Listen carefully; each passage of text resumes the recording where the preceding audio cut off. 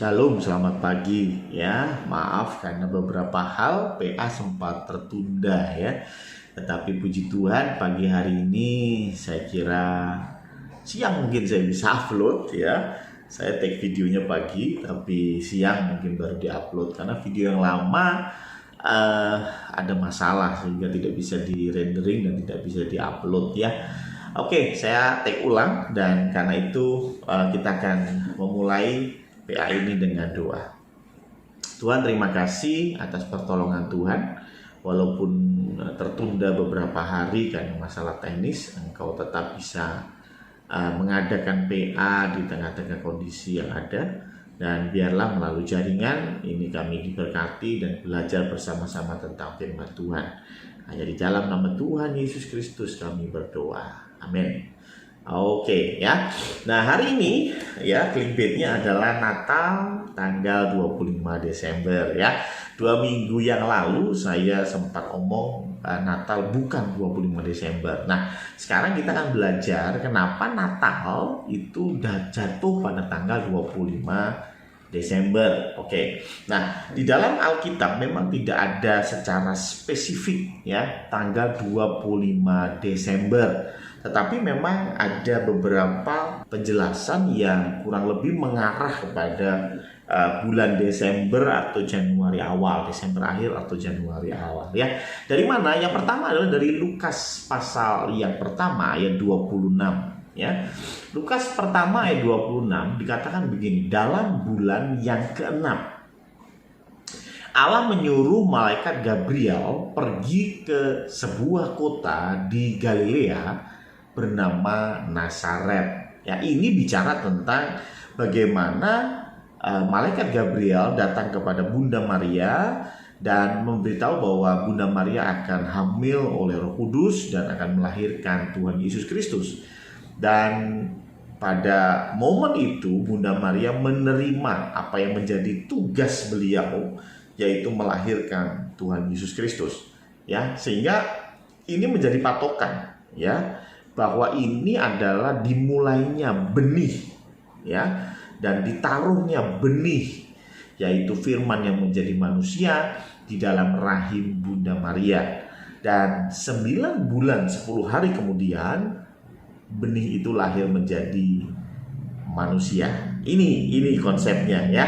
Maka dari itu kalau kita bisa mengetahui kapan mulainya, kita bisa memperkirakan kapan lahirnya ya. Sekali lagi, dalam bulan yang ke-6. Nah, bulan apa ini bulan ke-6 ya? Nah, kalau kita mengacu pada tanggalan sekarang 2021, tentu bulan yang ke-6 itu bulan Juni ya, tetapi tentu bukan itu yang dipakai oleh orang Israel. Bahkan sampai hari ini pun orang Israel masih bangga menggunakan penanggalan mereka, penanggalan Ibrani. Nah, penanggalan Ibrani itu menarik karena disebut dengan lunisolar. Kalau penanggalan Arab ya, Hijriah, penanggalan Islam itu mereka pakai lunar atau bulan ya. Karena itu mundur terus 11 hari ya, bedanya kurang lebih 11 hari ya. Jadi jangan heran Idul Fitri contohnya itu Lebaran ya, Idul Fitri itu bisa muter aja setiap tahun ya. Jadi sekarang bulan apa ya, tahun depan akan mundur 11 hari kurang lebih, mundur lagi sehingga ada beberapa tahun di mana Lebaran itu bulan Desember. Ada beberapa momen juga Lebaran itu di bulan Juli gitu ya, karena memang muter ya. Nah, tetapi kalau bicara tentang kalender Yahudi beda. Ya, bedanya apa nih? Kalender Yahudi itu namanya lunisolar. Dia menggabungkan antara lunar atau bulan dengan solar atau matahari ya.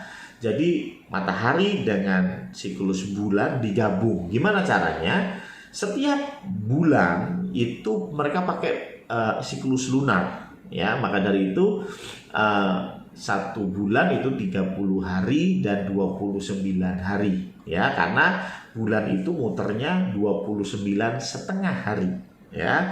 Makanya 30 29 karena yang setengah di sini gabungin di sini gitu ya, jadi 1 hari. Makanya 30 hari, 29 hari, besoknya lagi 30 hari lagi, bulan depannya lagi 29, terus begitu ya. Nah, tetapi kan tentu ini akan bermasalah seperti kalender Hijriah ya, yaitu tanggalannya akan muter aja ya, 11 hari perbedaannya, dan itu akan menjadi problem ya. Maksudnya di compare dengan Masehi akan berbeda ya. Makanya jadi orang Yahudi atau orang Ibrani ini mereka menggabungkan dengan solar, yaitu apa? 11 hari sisanya itu mereka gabungkan sehingga ada namanya tahun kabisat juga. Ya, tapi tahun kabisatnya ini 11 hari ini digabung ya. Jadi pada waktu tahun ketiga maka ini akan ada 12 bulan ya, 13 bulan, jadi tambahan 1 bulan. 11 hari di tahun pertama, 11 hari di tahun kedua, 11 hari di tahun ketiga digabung sehingga tahun ketiga ada 13 bulan ya. 11, 11, 11, 33 hari jadi 1 bulan sendiri loh. Tapi kan masih ada sisa 3 hari ya. Memang betul. Makanya saya juga nggak hafal, tetapi mereka punya perhitungan siklus 19 tahun. Jadi setiap 3 tahun ada tahun ketiga, tahun ke-6, tahun ke-8 kalau nggak salah, dan seterusnya. Jadi nggak urut 3 tahun sekali ya. 3, 6, 8, 6 ke 8 kan cuma beda 2 tahun ya. Tapi mereka akan dapat 1 bulan ekstra ya, namanya tahun bulan Adar 2 ya. Adar 2 itu bulan ke-13 gitu ya.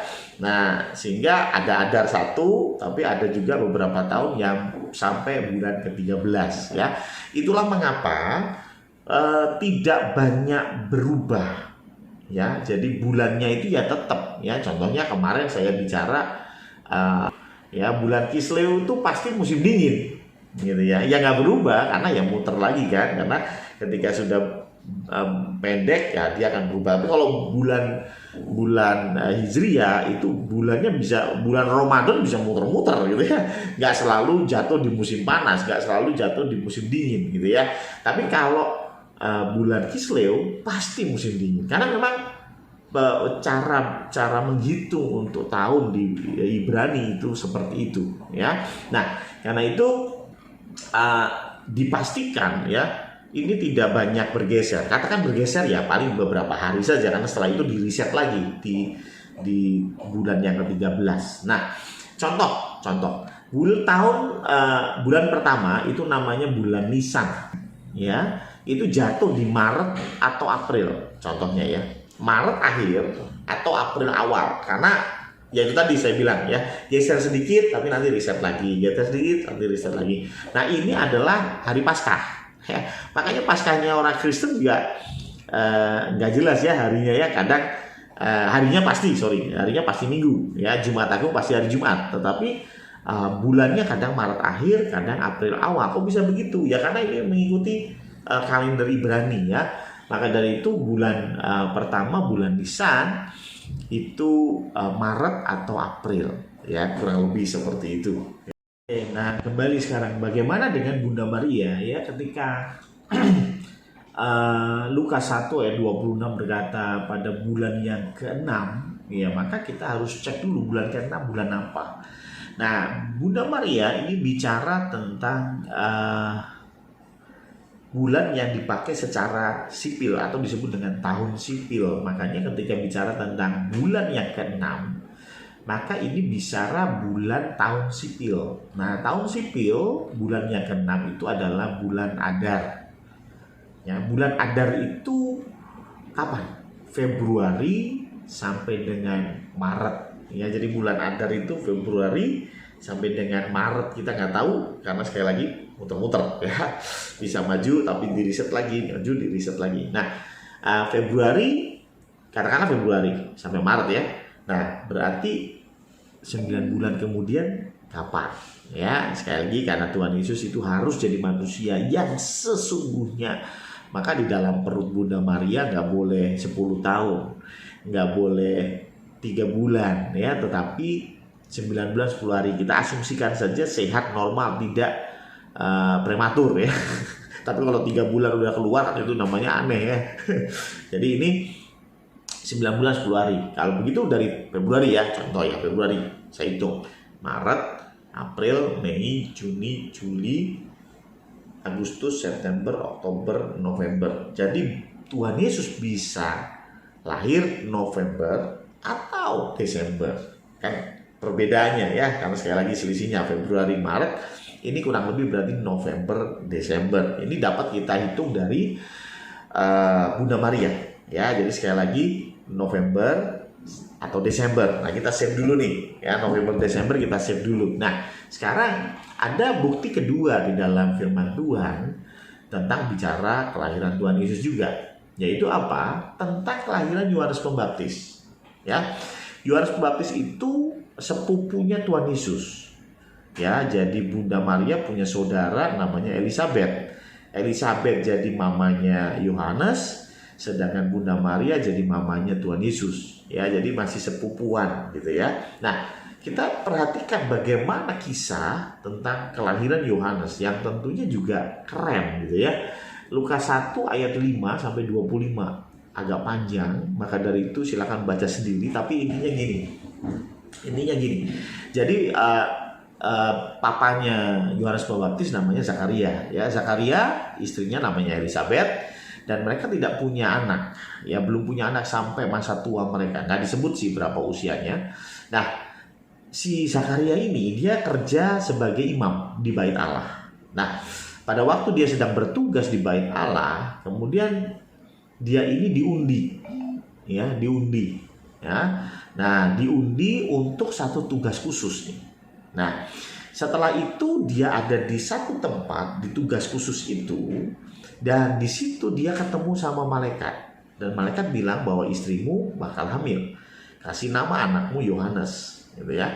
Nah, Zakaria nggak percaya ya, sehingga ketika itu dia keluar dari tugas khususnya, dia bisu. Semua orang tahu bahwa wah, ini pasti ada sesuatu yang terjadi secara ilahi di dalam ya, di ruang khusus ini gitu ya. Sehingga Zakaria kemudian omong sama istrinya, dan rupanya betul istrinya hamil dan melahirkan Yohanes ya 9 bulan kemudian. Nah, kita bisa hitung nih ya, kapan Yohanes Pembaptis lahir itu dulu. Nah, sebelum Yohanes Pembaptis lahir, kita harus hitung dulu tugas khusus apa sih yang diterima oleh papanya gitu ya, atau si Zakaria. Nah, ayat 9 saya bacain. Sebab ketika diundi sebagaimana lazimnya, jadi umum sekali ini diundi untuk menentukan imam yang bertugas. Dialah itu di sini maksudnya Zakaria. Dialah yang ditunjuk untuk masuk ke dalam bait suci dan membakar ukupan di situ. Nah, emangnya masuk ke bait suci harus diundi? Sebetulnya bait suci ini terdiri dari 3 area. Ya, halaman, ya ini untuk jemaat-jemaat biasa, ya. Dan kemudian di dalam ada namanya ruang kudus. Nah, ruang kudus itu disinilah para imam bekerja. Saya bilang para imam karena lebih dari satu, pastinya banyak sekali. Ya, mereka menyembelih kambing domba di situ, mereka membersihkan kambing domba di situ, mereka bakar juga di situ, mezbah bakaran dan banyak lagi. Jadi imam di situ pasti banyak, ya. Nah, tetapi imam yang banyak itu mereka akan buang undi dan untuk menentukan satu imam. Ya, buang undi dan menentukan satu imam. Dan satu imam ini punya tugas khusus. Tugas khususnya ini masuk ke dalam bait suci. Maksudnya itu masuk ke dalam ruang Maha Kudus. Nah, ruang Maha Kudus hanya boleh dimasuki oleh satu orang dalam waktu 1 tahun sekali.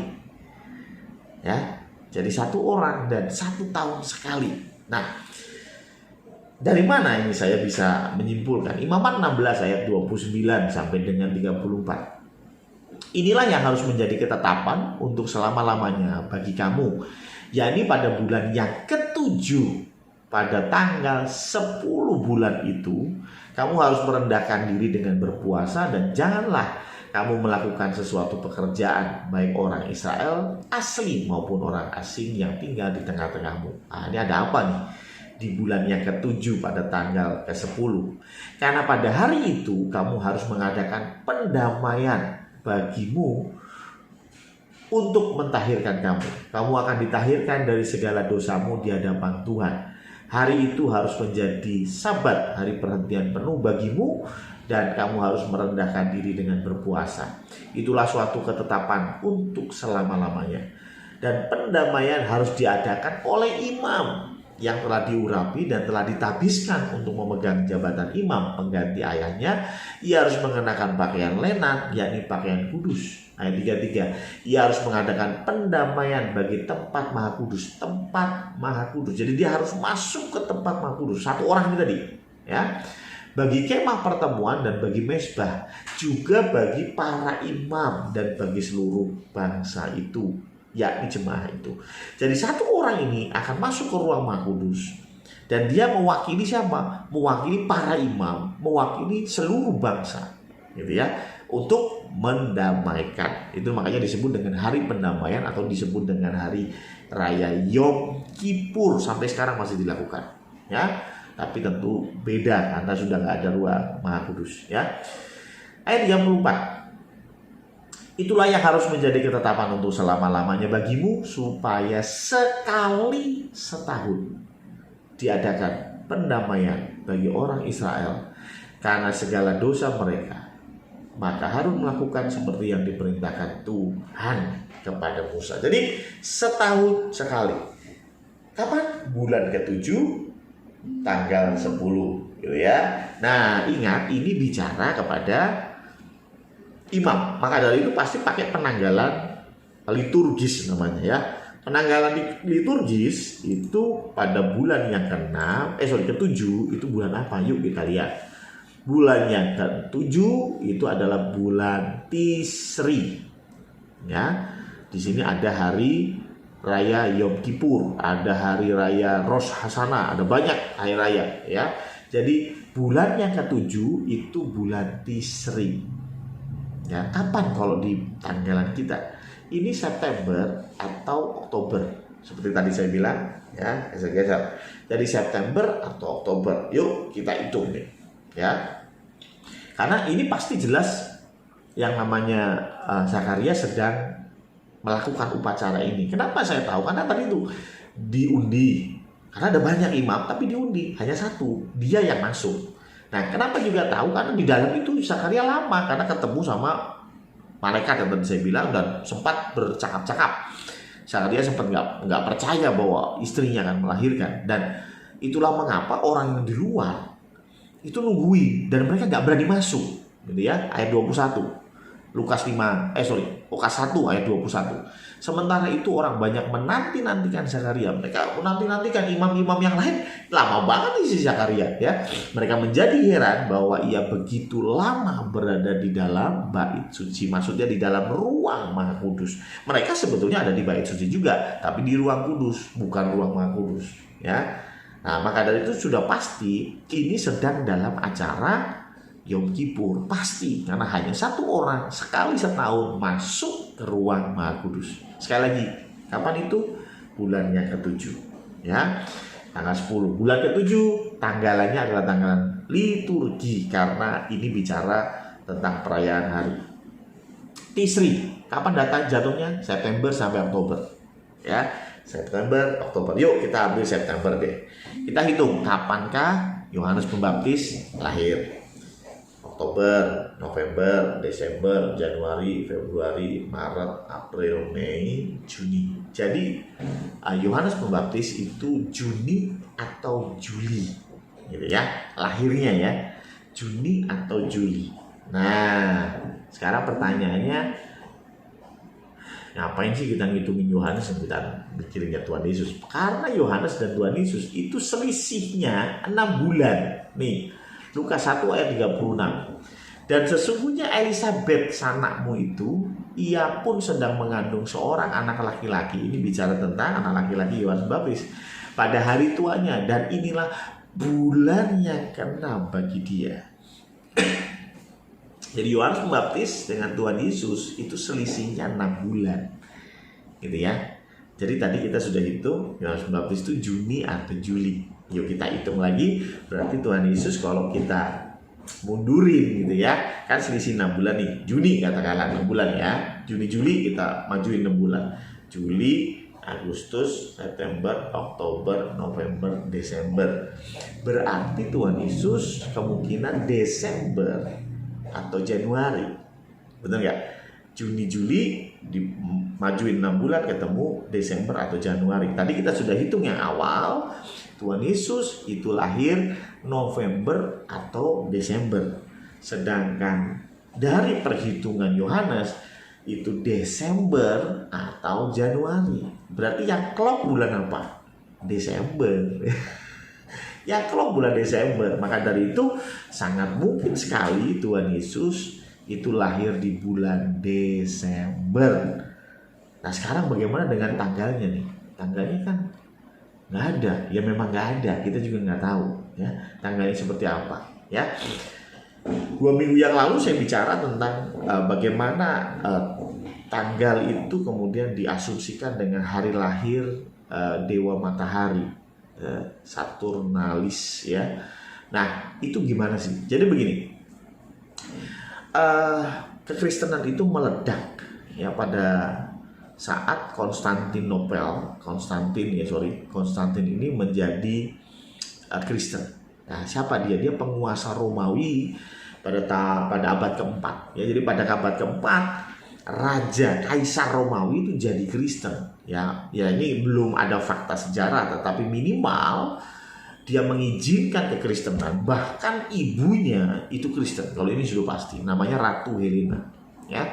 Nah, Ratu Helena ini jadi Kristen dan Konstantin yang sempat dikabarkan Kristen ya, tapi jujur masih ada banyak perdebatan tentang itu. Tapi intinya dia mengizinkan orang Kristen ada, ya, sehingga agama Kristen ini meledak, ya meledak. Semua orang yang tadinya nggak berani ngomong dia Kristen, dia sekarang berani ngomong dia Kristen. Dulunya Kristen dilarang. Tapi sekarang diizinkan oleh Konstantin, ya. Dan kemudian Kristen semakin merebak dan ingat ini pemimpinnya Ratu Helena, ya ibunya Kaisar itu dia Kristen. Tentu para bawahan yang zaman itu adalah orang-orang yang penting Bapak senang. Zaman dulu kan bukan demokrasi ya. Ya bos senang ya aman lah ya, nggak mungkin diganti posisinya. Sehingga pejabat-pejabat di bawahnya ikut masuk Kristen. Masyarakat atau rakyat biasa pun ikut jadi Kristen. Nah, tetapi masalahnya di Kristen KTP. Mereka Kristen supaya ya Pak Lurahnya Kristen, ya udahlah saya ikut Kristen. Oh, Pak wali kotanya Kristen, saya ikut Kristen, gitu ya. Sekedar itu aja. Jadi mereka nggak ngerti tentang esensi kekristenan. Mereka nggak ngerti dan memang belum terpanggil untuk Kristen, tapi mereka jadi Kristen untuk mempermudah hidup saja di dalam administrasi ya. Nah, karena itu mereka menjadi Kristen untuk menyenangkan atasan. Nah, ini problemnya. Kenapa problemnya? Kalau Anda ini bukan Kristen, karuan gitu ya. Tapi kalau Anda ini Kristen tapi Kristen KTP, ini problem. Problemnya apa? Ya kalau minggu ke gereja. Tapi kalau hari Sabtu Suro kungkum. Ya, bertapa. Ini Kristen KTP ini repot ya. Nah, ini terjadi pada abad keempat ya. Yaitu bagaimana Kristen KTP ini jadi masalah. Mereka ngomongnya Kristen tapi masih menyembah dewa-dewa. Mereka ngomongnya Kristen tapi mereka masih melakukan perzinahan dan lain sebagainya. Karena apa? Kristen KTP ya. Yang penting saya Kristen lah, gitulah. Udahlah, kalau ditanya lu Kristen, iya Kristen, tapi merusak citra Kristen ya. Nah, gereja berpikir ya salah satu agama terbesar pada waktu itu pagan dan mereka menyembah dewa matahari. Salah satu hari di mana ada perayaan besar adalah hari kelahiran dewa matahari. Tanggal berapa? 25 Desember. Mereka merayakan hari raya itu gede-gedean. Nah, sekarang gereja berpikir kita harus bikin tandingan supaya mereka meninggalkan kekafiran mereka, begitu ya. Supaya mereka tidak lagi datang merayakan kelahiran Dewa Matahari, kita harus bagaimana? Kita harus bikin satu acara tandingan. Dan acara tandingan itu harus tanggal 25 Desember. Kenapa? Sekarang kalau saya bikin acara tandingan tanggal 10 Desember, maka rakyat akan datang Natalan tanggal 10 Desember, tapi tanggal 25 Desember mereka akan tetap datang kepada acara kelahiran Dewa Matahari. Paham ya? Maka harus 25 Desember sehingga mereka akan memilih mau jadi Kristen betul atau mau tetap ikut agama mereka yang lama. Silakan gitu ya. Tapi kita harus bikin tandingan supaya jelas mana yang Kristen, mana yang enggak. Ya, karena kalau tanggalnya 10 Desember katakanlah, ya mereka akan datang dua-duanya. Tanggal 10 mereka datang di gereja, tanggal 25 mereka datang di kuil, sama aja ya, nggak ada bedanya. Maka dari itu oke, gereja sepakat kita bikin acara Natal 25 Desember. Toh bulan Tuhan Yesus lahir bulan Desember, tadi yang saya sudah jelasin. Tanggalnya sih kita nggak ngerti. Udahlah tanggal 25 Desember. Dipaskan dengan hari di mana hari kelahiran Dewa Matahari. Bukan supaya Kristen jadi kafir, bukan. Tapi supaya orang-orang yang tidak percaya, yang KTP-nya doang Kristen, mereka memilih. Mereka mau ikut merayakan hari Natal atau mereka mau ikut merayakan hari kelahiran Dewa Matahari. Nah, di situ mulai terlihat mana yang loyal kepada Kristen, mana yang enggak, ya, sehingga mereka bisa mulai meninggalkan kekafiran mereka. Sebetulnya itu, ya, makanya tanggal 25 Desember dipilih. Jadi sekali lagi bukan supaya orang Kristen nyembah Dewa Matahari, salah, tapi supaya orang yang menyembah Dewa Matahari berbalik dan menyembah Yesus Kristus. Maksudnya itu, ya. Lalu bagaimana dengan lilin, lalu pohon Natal? Ya jujur saya bilang itu memang budaya yang diambil dari perayaan hari kelahiran Dewa Matahari. Loh, kok bisa? Iya, tapi maknanya dirubah.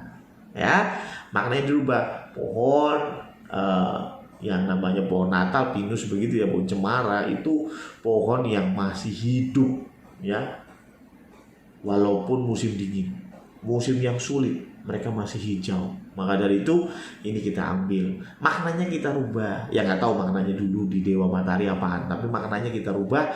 Bagaimana pohon yang tidak pernah mati ini menyimpulkan simbol daripada kehidupan kekal yang tidak akan pernah mati, gitu ya. Sebuah lampu yang warna-warni, lilin, ini bicara tentang Dewa Matahari yang terang. Kita masukkan di dalam kekristenan, Yesus Kristus adalah terang dunia, kan begitu ya.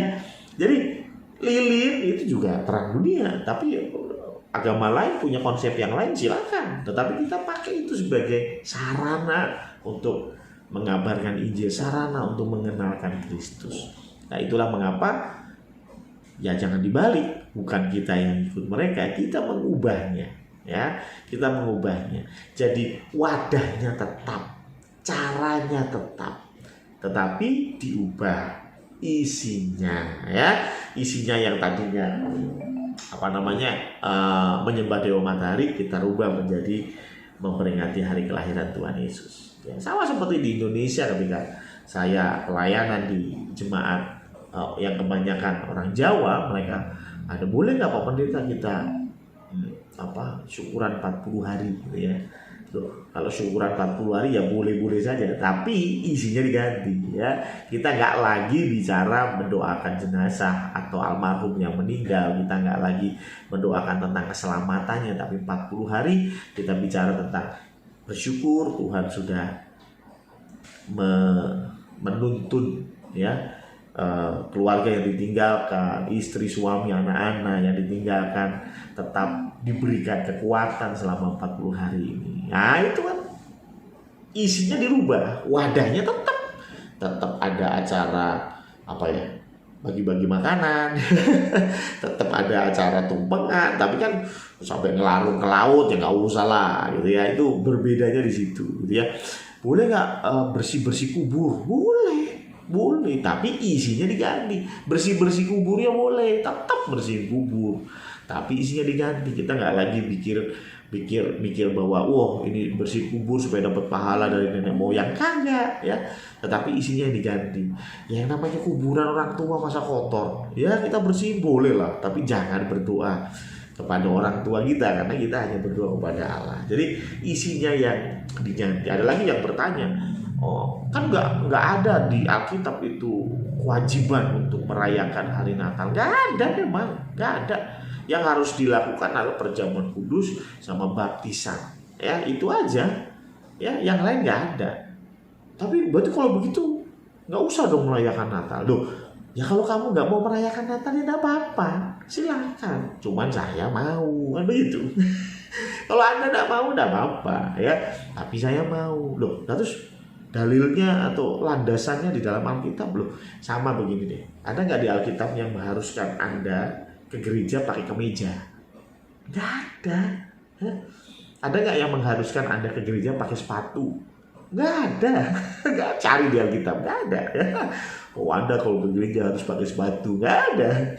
Tetapi kan kita mau memberi yang terbaik, kan? Pakai sepatu, kemeja, baju yang bagus, boleh ya. Nggak ada larangan juga. Nah, sama halnya dengan Natal. Anda mau merayain Natal, boleh. Nggak merayain Natal, ya silakan, itu sesuka Anda, tapi jangan menyalahkan yang merayakan Natal. Gitu loh. Maksud saya begitu ya. Jadi pakai baju boleh, baju bagus. Nggak pakai baju bagus ke gereja juga boleh, tapi jangan menyalahkan yang pakai baju bagus. Begitu ya. Jadi silakan. Ini penjelasan PA-nya tentang tanggal 25 adalah tanggal kelahiran Tuhan Yesus ya. Ini kesepakatan saja, tapi bulannya pasti benar Desember, tapi tanggal-tanggalnya boleh lah. Makanya bahkan besok saja saya harus isi khotbah Natal tanggal 19 Desember sudah Natalan. Nanti sore tanggal 18 Desember sudah Natalan. Hari Senin kemarin saya pun sudah datang acara Natalan. Nggak apa-apa, tanggal bisa berubah-ubah.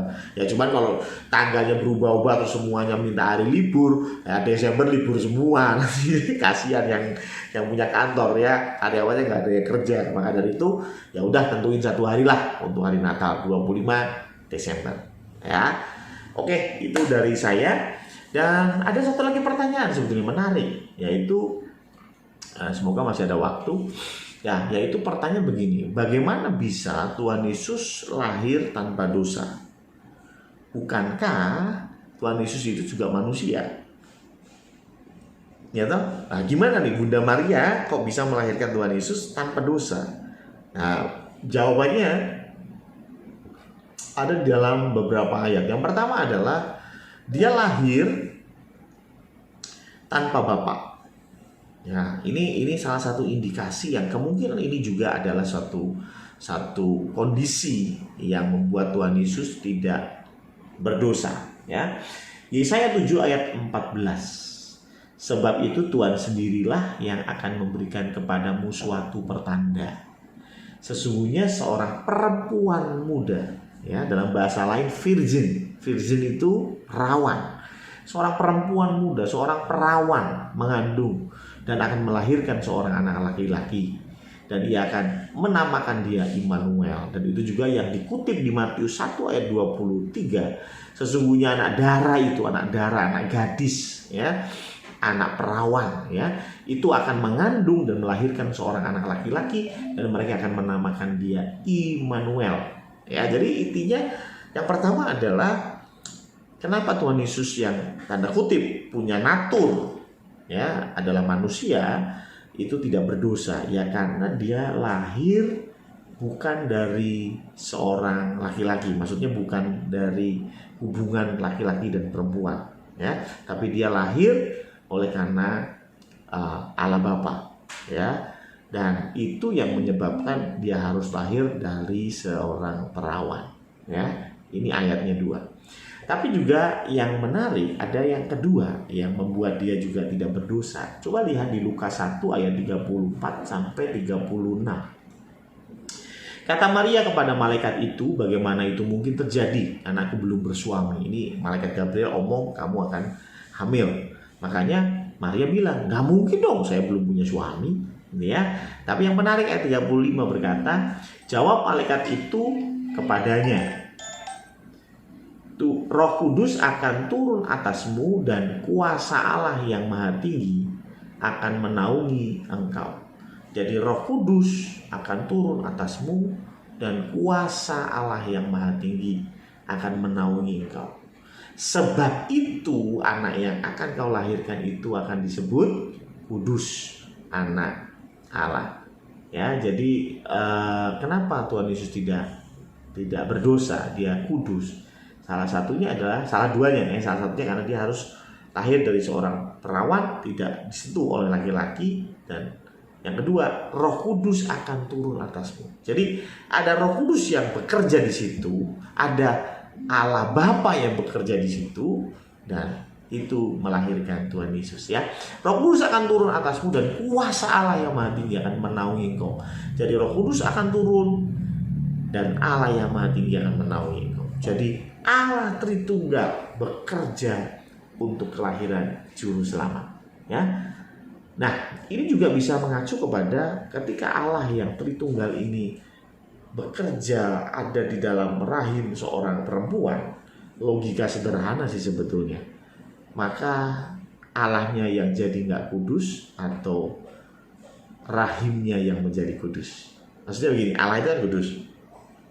Kalau Allah itu ada di dalam perut rahim seorang perempuan berdosa, ya, maka Allahnya jadi berdosa atau rahimnya yang jadi kudus?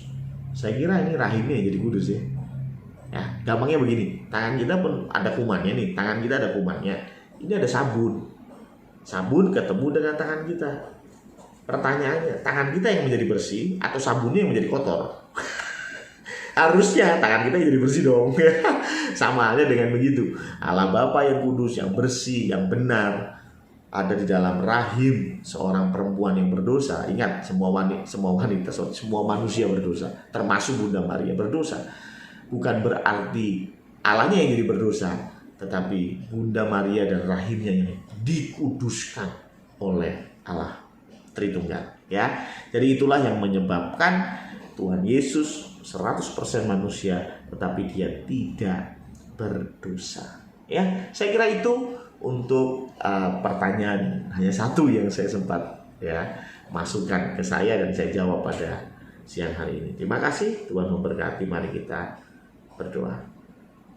Tuhan, terima kasih untuk pendalaman Alkitab yang sudah kami lakukan, dan biarlah ini memperkuat iman kami. Engkau yang sempurnakan segala sesuatunya. Hanya di dalam nama Tuhan Yesus Kristus kami berdoa. Amin.